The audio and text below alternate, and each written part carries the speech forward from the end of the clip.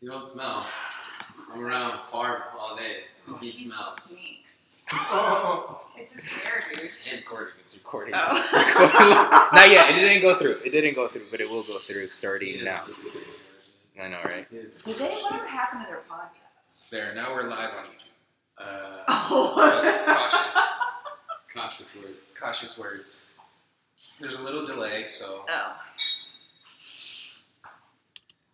I'm just all about people that follow through with what they started with, you know? But that's the thing. That's the whole thing, right? That's the whole. That makes the whole difference. Everyone says they want to do stuff versus actually doing stuff. That's kind of the reason why I say I'm going to do it, and then I just get myself stuck in the hole. I mean, you've seen. I said I'm gonna do it. Yeah. I did it. Whether it's good or bad, whatever, I learn from it. Yeah. But what point's a commitment? Huh? At what point is it a commitment? Verbal, written? I personally, so we're recording. It's already Yeah. going. For me, it's verbal. If I say it, then it's game on. So I've got to keep my mouth shut. Okay. Well, I think by the time I'm thinking it, my mind's already there. And I figure that's far enough commitment for me. I mean, it doesn't really take much if you look at my tattoo choices. So far, so good. Floor's going tomorrow, actually. Yeah. It's crazy. But anyways, welcome back, Internet. This is Juan of Guadarrama, Strongest on the Field Radio. This is kind of an impromptu episode, but I think it's going to be a good one. It's been stirring in our minds for a little bit. My fellow hosts, you guys want to say hi? Ronnie, what's up? How you doing? I'm ready to get this one going. Let's see what we talk about. Girl, we gotta get a little closer, girl. Oh, am I not in it? You're in it. It's just it's this computer, not that computer. Oh. Do you want to? Say what's up, girl. What's up, guys? So we started this conversation last time. We didn't even get. Sorry, you want to say hi and say. Oh, hey, Caroline. Virgo here. Yeah. I was just walking by. She was literally cruised on in. They recruited me. Now she's in. Now here I am. But a couple weeks ago, we actually started talking about this. We started debriefing on the strike movement event, and you guys all spoke of different things, which then stirred the thought behind the scenes of like, what if we got called up and we had to talk about something? And Ronnie and I just kind of looked at each other and With a blank face, like, oh my God, what's the message? What would we bring to the world? What would we share? What do we stand for? Because you all had a very clear message. And We each had a little role. yeah, you each had your role. And so we were playing this game, like, what would happen if, hey, it was our opportunity to go up there and kind of share our message, and that's the whole thing. What would happen?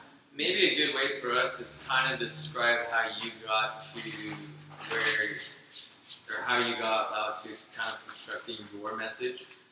I'm guessing it's probably had to do with past experiences, and I mean, it's probably everything. Yeah. And how maybe there's some principles and truths that you took away that you chose to maybe, because you can't talk about everything. To have a clear message, probably be more specific, right? Can you maybe tell us about your thought process on how you got there and how it's ever evolving? Yeah, honestly, I got sick of holding it in. You get sick of holding a message in. You get sick of living in a story of whatever it is. And so for me, the message that I talked about was that your community is everything, and that you can do so much on your own. And we have this mixed message and this mixed signal in our society where it's like, do everything on your own. You can do it. You better be independent. And for females, it's like Miss Independent. Like you don't need anybody, and that's the whole message you get. But then you need a community, and you're supposed to join these groups. You're supposed to do these things, and if you don't, then you're not maximizing your time, right? Yeah. So you get this mixed message with what is it that's important, doing everything on your own or being in a community. And when I retired from sport, it was like, who the heck am I? I have no idea who I am. I tried to do everything on my own and just tried to power through everything. I didn't need anybody, and I was fine, and I just broke. Beyonce did, didn't she? I mean, Beyonce. Hashtag Beyonce. So I just broke, and I think I got so sick of holding that message inside and holding the feeling of like, I have so much support and I'm not using them because I think that, I'm better off without any other energy other than my own. And then, so it's the slow growth back into who is important in your life. What are they bringing for you? What are you bringing for them? Keep those people close and rebuild yourself. And so I started to really own that message a couple years ago, just about going through depression when I was finished with sport and a couple years of that and going through therapy for that and stuff. And I was so ashamed of that for a while because I thought that was a weakness and I thought that meant that I wasn't, accepted or anything like that. And so, you just get sick of holding it. You get sick of holding something inside. It's the same thing in a sport, right? You get sick of losing. You get sick of playing small.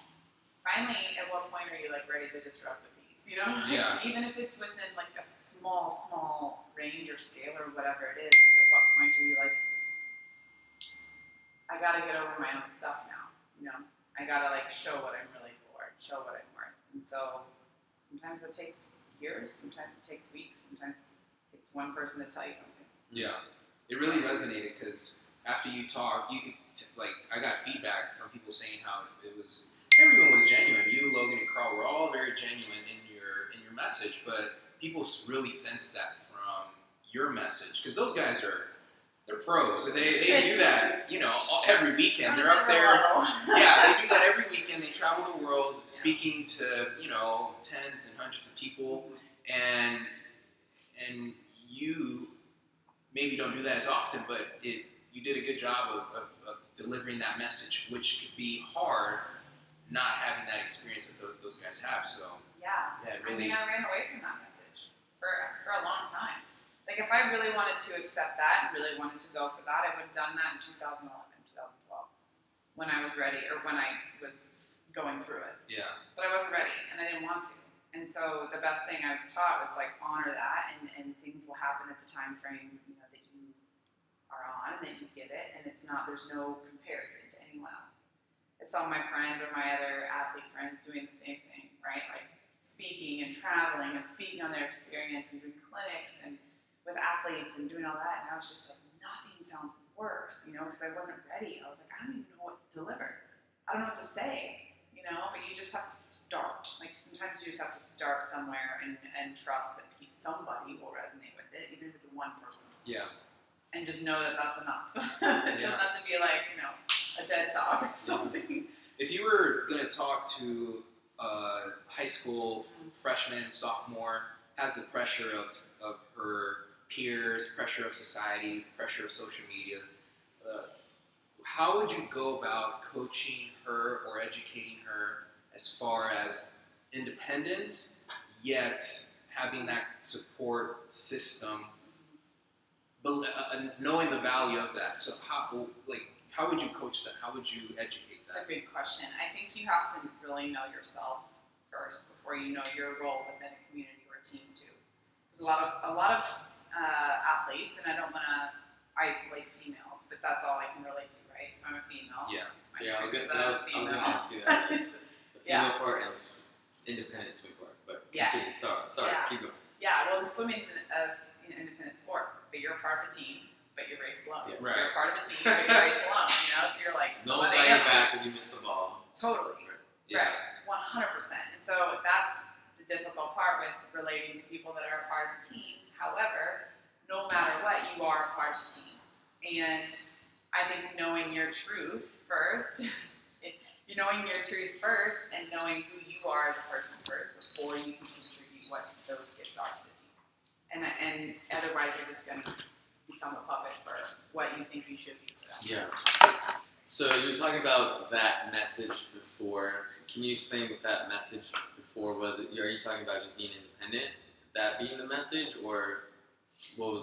What do you mean, the message before? You talking about there was a message before that you didn't want to kind of preach, that didn't resonate with you, versus kind of what you're talking about now.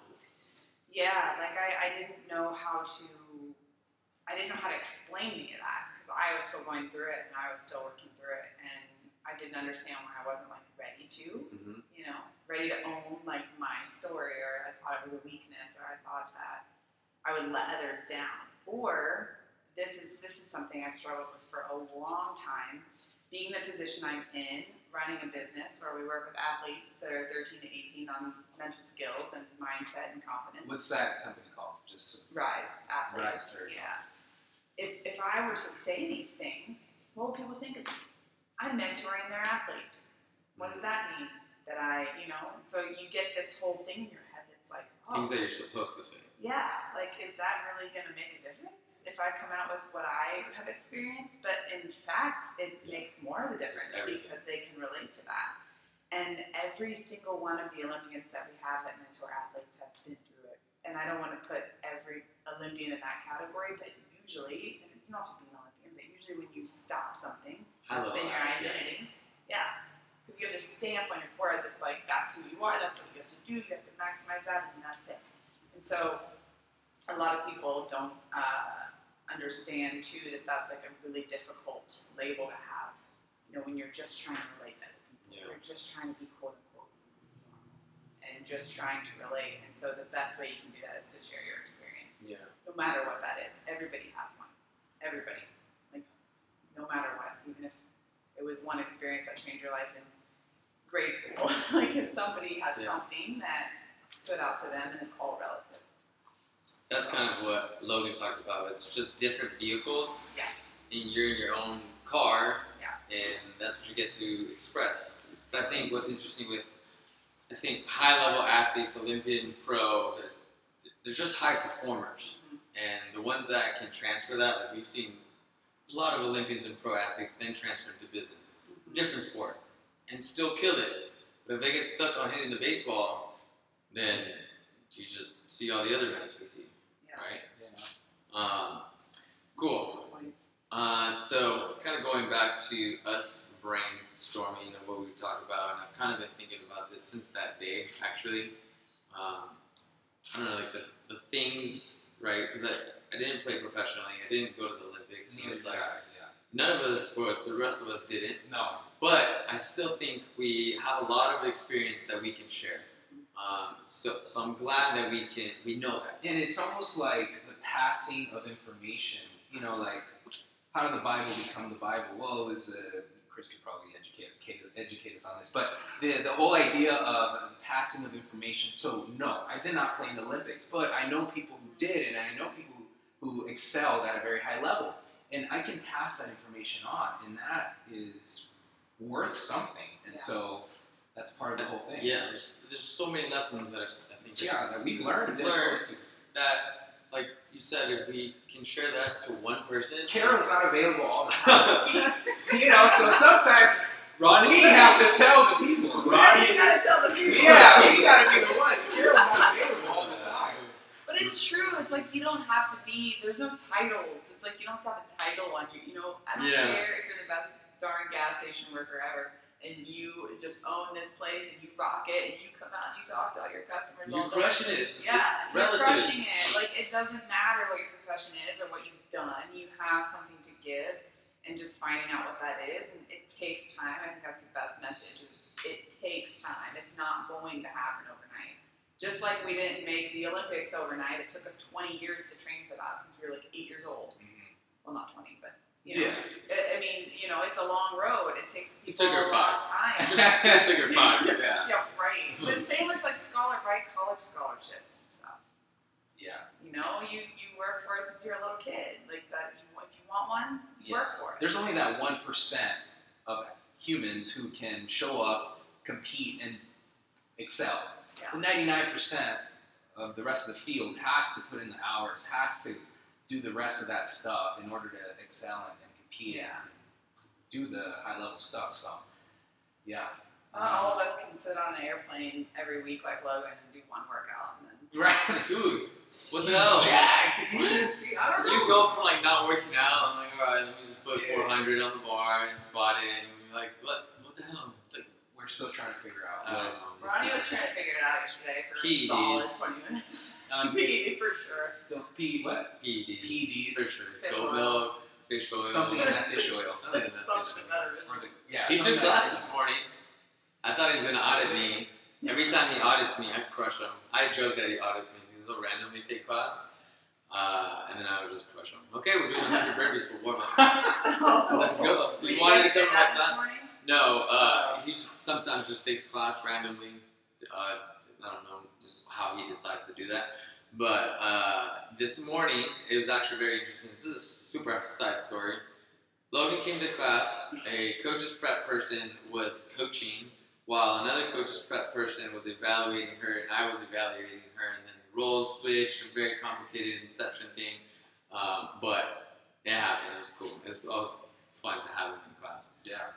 I know Chris the other day had to coach all the coaches. It was just stressful. Yeah. But Did it? But you crushed it. Yeah, a couple of weeks ago when you guys all showed up. Yeah. Oh, that was the day when you guys broke his back. That was, yeah. You I didn't break his back. Justin yeah, did. Justin did. Justin gave him like a 300-pound sandbag. something ridiculous. I said heavy 5 and Justin gave him a heavy 2. Was that the coaching or? Listen to the context. Oh, he He did. said heavy 5. He said heavy 5. Leave his hand from that situation. Did he send the waiver? He signed it. Yeah. I texted to him that night too, just to make sure. If you have any ideas, just, we got this on file. Got this on file. Carol, how did you manage to excel at your sport? Like, what were some of the things that you did that are easily applicable to anyone who's trying to be good at whatever they do? What are some things that come to mind? Like what years? High school? Yeah, high school. Say high school. I was like a very happy-go-lucky athlete. I did not, Were you in love with your sport? not all the time. Not at all. No. When was it not fun? When was it not Dude, fun? Sorry. swimming's gnarly. I mean, you're like, it's a commitment to wake up at 4 o'clock Yeah. in the morning and My Not some wine. soaking wet for 2 hours. My sister's in swim. She's a freshman Yeah, it's a lot. at school right now. She's like, dude, It's it a lot. sucks. But then I'm like, these are the glory days. Yeah, You're getting yeah. up and swimming. Yeah, In 20 years from now, guess what? Yeah. You may be getting up to go to work. yeah, I know. I'm It's like, so enjoy it. true. It's like, oh, it sucks. Blah, blah, blah. I'm like, It's You so live true. it. That's so, another thing. yeah. How we, this is a Oh, totally so different topic. dragging your But feet. that's a good Every day, I find myself, Work and transition. yeah, just the whole idea of not being satisfied with the now. Like right now, oh man, I gotta do this, I gotta do that, and you always look back and oh, those were the best times of my life. But when you're in the moment of things, You hate it. you hate it. Hate it. I love I every mean, day. dude, Clarine, like, You don't think I love every day? yeah, You you're know how much crushing every fun I day. have every day? Up before the That's- enemy. But my favorite quote right now is by Tyler Treadway. Did Oh, you yeah. see his little thing? It was like, little sleepy, never tired. Yeah. Screw it, whatever. I get sleepy, but we get to. Everything we do is fun. True. Yeah. You just need a reminder. You need I a wish- slap in the back of the But you head. also don't love everything. Nobody does. Yeah. Ever. There's never. There's paperwork to do that. For sure. For sure, right? And it's like, if you do, then you're not appreciating the stuff that you do love. Like the Yeah. moments that you can't stand. Then when you have those positive moments, that's when you realize everything. You Yeah. know? I mean, Like in the reality of our world, there's paperwork you gotta do, but we get to coach class, Yeah. Yeah. right? Yeah, for sure. Well, and I think what I was like 16. What year was that? God, it was way before cell phone. I mean, I had a flip Nokia phone. We didn't have any of this comparison stuff either. Okay.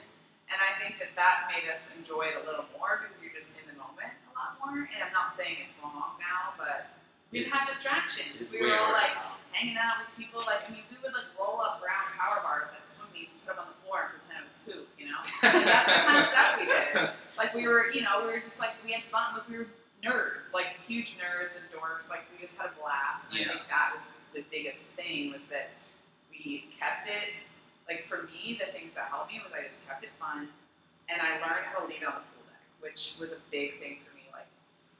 Taking it home off the pool deck, or taking it to my relationships with my family or my friends, or anything that frustrated me with swimming or that I was nervous about or whatever.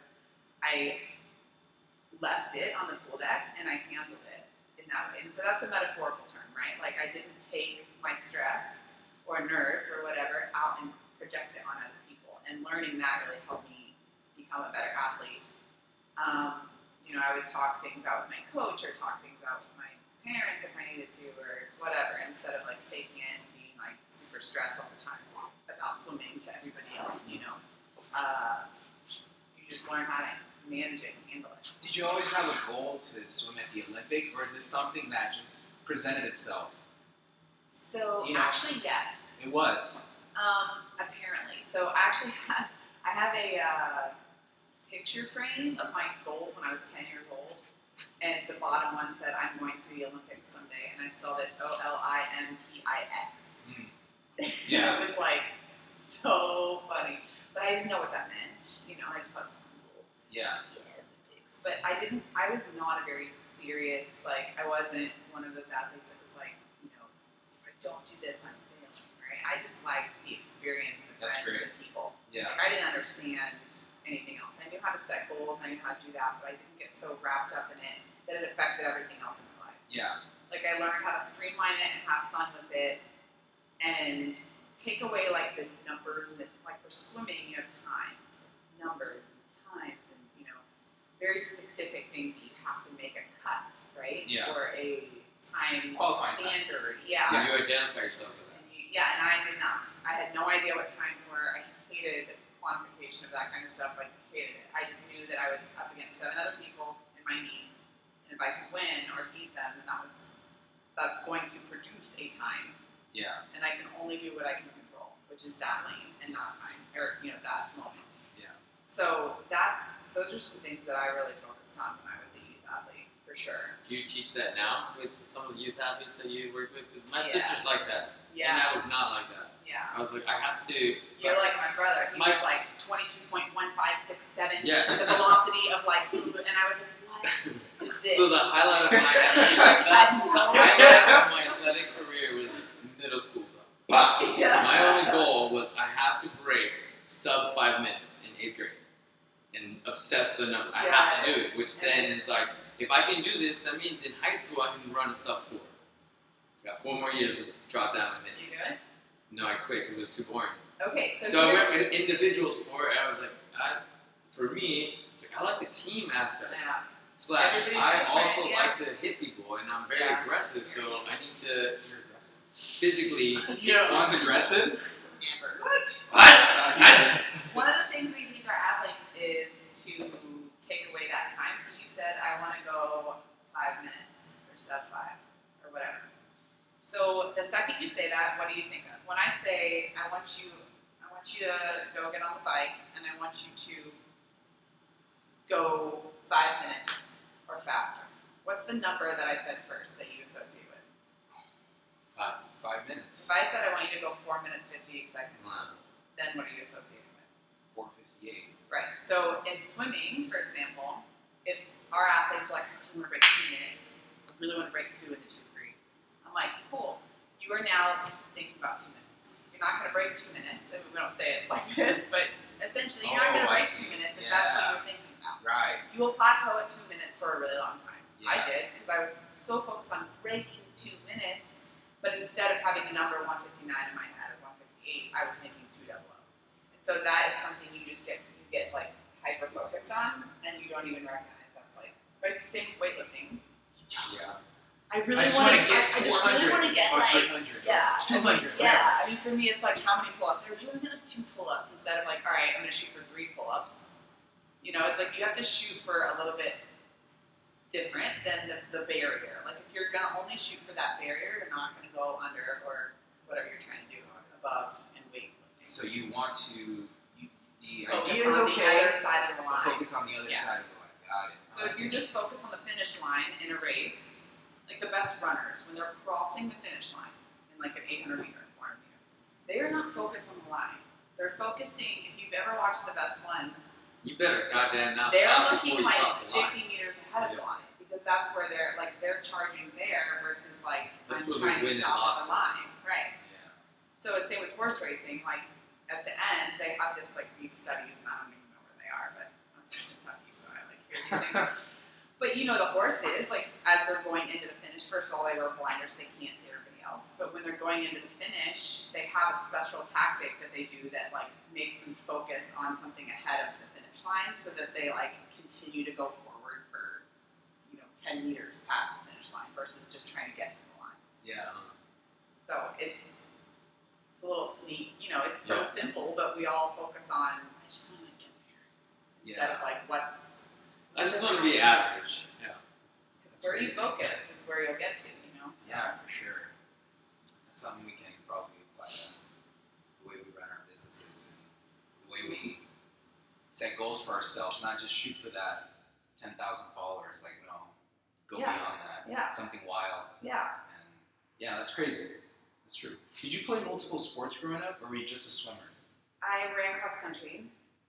My mom was a professional tennis player, so we grew up playing tennis, and we were all really good, but none of us continued to play. Why? Like, I stopped sophomore year of high school because we just got better at swimming faster. So it's kind of like whichever one, Yeah. My mom was so depressed. No. Swimmings are 8 hours long. My dad's like, tennis Dude. matches are 8 hours long. Like, Soccer games only 90 minutes. What's up? yeah, but Wait, how long but baseball games are like 3 They're hours? like, yeah. At the college level, yeah, like 3 hours. Lucas, you're fighting. 30 seconds. 30 seconds. Yeah, I know. But I mean, most sports are pretty long if you think about it. Golf, all day, Yeah. all relative. What are a couple points that what's kind of like your message right now? What are some things that you're trying in life? Generally. That's a good question. Right now, with everything that's going on in the athlete world, especially for females, it's just to continue to support one another. I think that's huge, and I think that's something that's coming out more and more and more and more. It's just support one another. Yeah. Period. Absolutely. Everybody needs support. Teamwork goes a long way in our business. Teamwork is huge for what we do. Everything. Teamwork for sure, and just learning how to be a part of a whole. So like, be who you are, and everybody else can be who they are, and it's okay. And like working together and not trying to form everybody into one thing, one mindset. So again, like what we just talked about, being an individual, but also being a part of a team, so that you can have your own identity within that whole, a part of that whole. So that's like something that I'm really working on It takes myself time. and with our business. Yeah, I 'cause that's what brings the brings all the boys to the yard. Yeah. You not gotta the just milkshake. be your own. Yeah, I mean, forget the milkshake. But you just gotta be your own entity, and that's a very cliche saying in our culture because everyone's like, own yourself, but it's yeah. true. That's Like, what you try to do, I it's see not. that a lot with. I kind of look back at my journey at Douche Gym. You go in and you're like, I don't know what I am, who I am, and like you start teaching classes and you have all these other people doing things, strongman, touring, birth fit. Like, I don't want to be left Just out. crushing the game. Just like, Dude, you're surrounded by I killers, man. I just open the gate and sometimes I put waivers in, but like 3 years ago, right, that's where my mindset was, and it just takes time to like, all right, where can I contribute, where can I individually make my name, but just being part of the team helps you kind of find that and not getting sucked into like, I don't have to be Logan. Yep. Don't try to fill those shoes. Goddamn. Well, you I don't have to be it's Ronnie. So true. Ronnie and Chris were already coaching, and I'm like, dude, what's a thruster? Right. Right? And you can get really sucked in to trying to be someone else. I'm like, don't coach the way I coach. Don't coach the way he coaches. Coach your own way. You can be bubbly. You can not make jokes. You can do whatever you want. Just be yourself. It's Right? extremely But true. it takes time within any organization that you jump in. And now, a couple years later, like I feel comfortable in my shoes and whatever I'm preaching, which is like, just do the simple stuff right, kill the easy things you can win, and have some discipline. Right? So that's kind of where I was going. Like if I have to talk about something, it was like, well, you can have discipline doing hard things, all the micro hard things all the time to like build this tolerance to conquer difficult stuff, right? And putting yourself in the ring, or whether that be long days at work or trying to do a test, passing to get a cert, or opening up a gym, like, you then have the ammunition to be able to do so. You know. I also face the same thing. We all, I feel, have a certain case of whatever, trying to be trying to be our friends or whatever. Like opening up a gym. Sure, to you, you might be like, oh, that's something crazy, but to us, it's like, damn, we're not Venice yet. Like, there's always going to be this Already. thing. Logan, I guarantee you, Logan has this thing with Carl or like Tate or Sal. You know, Whoever saw. there's always that next lead, and so Sal has this thing with somebody else we don't even freaking But know. it's yeah. I mean, you don't think for a second like Elon Musk is, oh my god, I wish I was done. I mean, I'm you sure know, he has that. everybody, but that's how he gets good. Like he looked at whoever was above him doing things, absolutely insane things, and I want to do that. Even if it's on the same thing. So I think it's just understanding like where you fit in there without it being like a competitive mindset to where it's got to be better than that person. That's huge. But more or less just like understanding and learning from them. Like how much have Yeah, you learned too. from those guys? Yeah, I mean, absolutely. so many people have done things that Rebecca and I have done, not specifically with like what we're doing, but we sit there, oh my god, the first year of making a business was a nightmare. We Ugh. looked at everybody else doing stuff, and, oh my god, that's so hard. Like, we're never gonna make it. Yeah. It's just like we're at year 2 now, and we're like finally like, all right, cool, we're doing. We something. have an idea Yeah. where we're going. So what would you say your all's, not identities, but what is your contribution to your businesses in general? So here, Juice Athletics, Venice, or here, or both your all's podcast. What's your contribution? Oh, If you man. had to say it. God, that's such a hard thing, and I've done a poor job of allowing myself to ask that question to myself and sit down and answer it. How about I don't this? know. How about That's this? tough. I should have an answer, but I really don't. What do I contribute? I don't even know. No, you shouldn't. You shouldn't. You don't have to. Yeah. There's no, you don't have to. But like, what is something that you have brought to an athlete lately? Like, what's an impact that you recently made to an athlete? Okay, so that would be sort of to what you just said. When I was in high school, I was an a-hole because I Which felt one of us wasn't? the need. I feel like Carol was not. Carol was In the high school? nicest. Yeah. I wasn't. I was. for sure douchebag. I was not. I was like such a nerd. That's cool. I was That's trying to be a hard ass. And Yeah. anyways, continue. And the reason I say I was an a-hole was because I wanted to be the best on my team. I wanted to excel. I wanted to be recruited. I wanted to be the people the coaches came and saw. And so my mindset was, if I'm going to be the best, these other people, I can't share the information I know. Mm-hmm. I can't tell these kids or my teammates how to hit the ball better. And I remember, and I'm very regretful of this, where people would ask me, hey, how do I do this? And I would not share the information. And that haunts me a little bit. It's baseball, not a big deal, but it's a good lesson. That I was not open to share this information. And so when I have high school kids now, I tell them, the better your teammates are, the better the team is. Yep. The better the team is, the more wins you get. The more wins you get, the better the program. The better the program, the more scouts are going to come out, the more coaches are going to come out, the more eyes are going to be on you, the more opportunities. So the better your team is, the better the whole thing. And it's the same thing now. The better he is, the better I am. The better he is, the better I am. The better we all are, the better the whole thing is. And so it's something that I have learned and I pass on to these kids. It's don't be so self-centered, so egocentric. It's common though. It happens. I don't judge anyone that's in high school for doing it. It's Your totally. kids are still We're there. kids. Right. We were all in high school. We all made dumb Right. mistakes. Right. And so, but I didn't have someone tell me that. Like, the better your team is, the better the program, the better opportunities. So it sounds like your contribution is sharing your experience from what you Yeah. didn't feel like you did. Yeah, absolutely. Which So, is usually what we share. yeah, Like, our okay. experience. Yeah.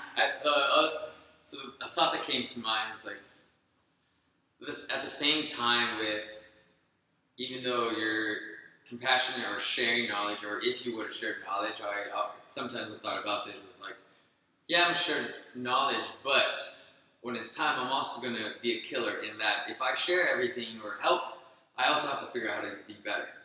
Yeah. I gave you my keys. Now I gotta find like a different edge, which is kind of cool, which like pushes you like, damn. All right, well, do I train more? Do I lift more? Do I run more? What, like, do I become more technical? I gotta still do something because not everyone gets a scholarship. Yeah. For sure.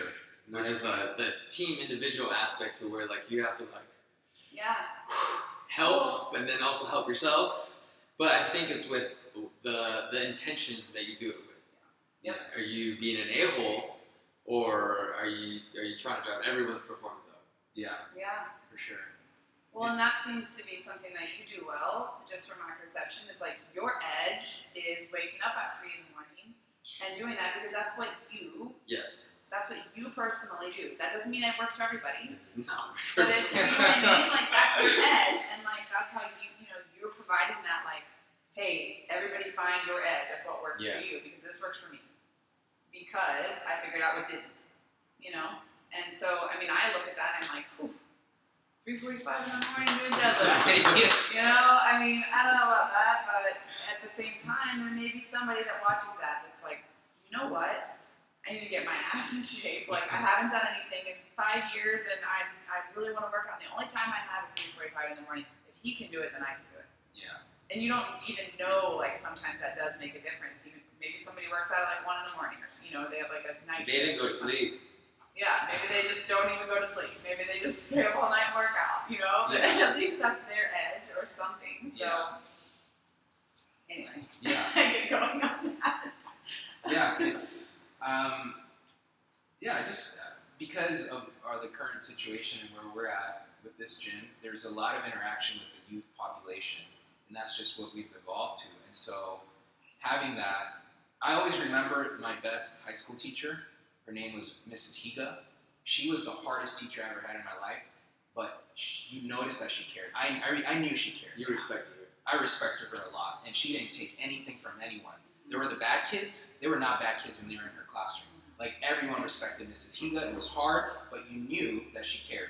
And I will never forget that. And I feel Chris and I have that opportunity to place that, to have that impact in these kids. Our tool is not the classroom necessarily. It's strength and conditioning. But guess what? It's happening. And we can name 4 kids off the top of our head who have been with us since middle school. They're going to graduate high school soon. Crush it. Crush killers. And you know, what is that? Like, that's everything. That's what more impact can we make? What more direct impact can we And make? they're seeing you guys open a new gym and doing this. And so whether you know it or not, they're watching you make a dream come true, which inspires them indirectly. Yeah.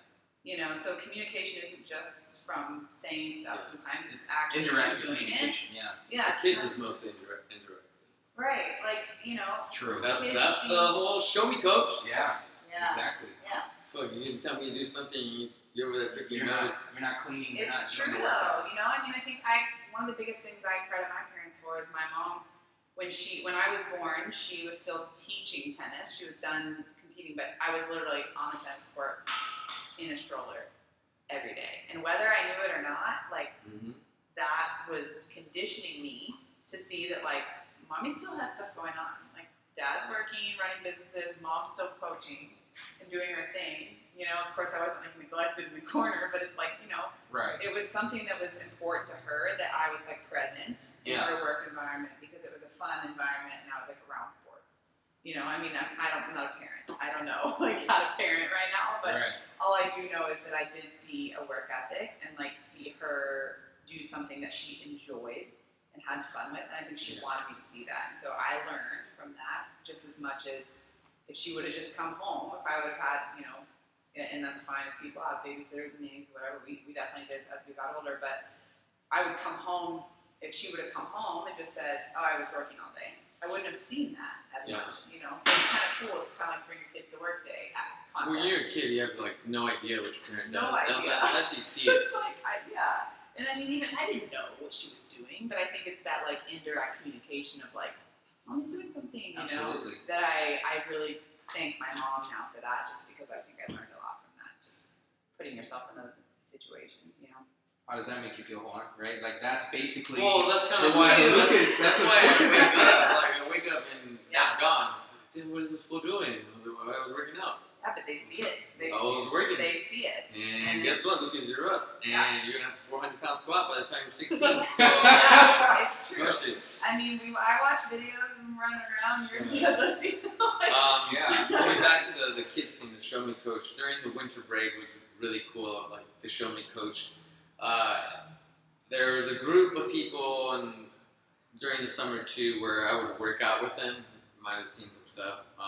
Like by the end of like a month or two, me being in the trenches with them, they upped their game, and by the end of it, like started to kick my ass and started speaking differently and walking differently and being kind of walk around with more confidence, a little bit of more asshole-ish to me, which is like I like though, because I'm like, all right, well you do some balls, Yeah. all right, cool, now you're kicking my butt. Yeah. Yesterday morning, one of our kids, Philly, we did sprints at the track, this fool's kicking my ass, and I'm like, that was the thing I wanted you to learn. And that's the goal, And right? then I had to drive him home because he's got to go to class at 8 a.m. Which is like, I love it. Yeah. As a coach, you want to. A great coach is not just one who can do the thing. It's can you pass on that information? Make them better. Can you make them better than who you are? Like that's the excellence in coaching.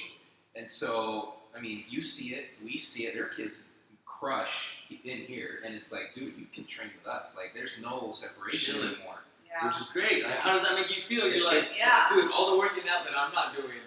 Yeah, you're picking doing up. it. You're picking it up. You gotta be the fastest and strongest kid at your school, though. Yeah, right. Yeah, that's the excellence in It's- coaching. It's yeah. the ability to not only demonstrate it and live the lifestyle, but pass on that knowledge and be able to make somebody else better than who you were. Yeah. And that's everything. So Boom. Good. good, I guess. Yeah. Dude, Good.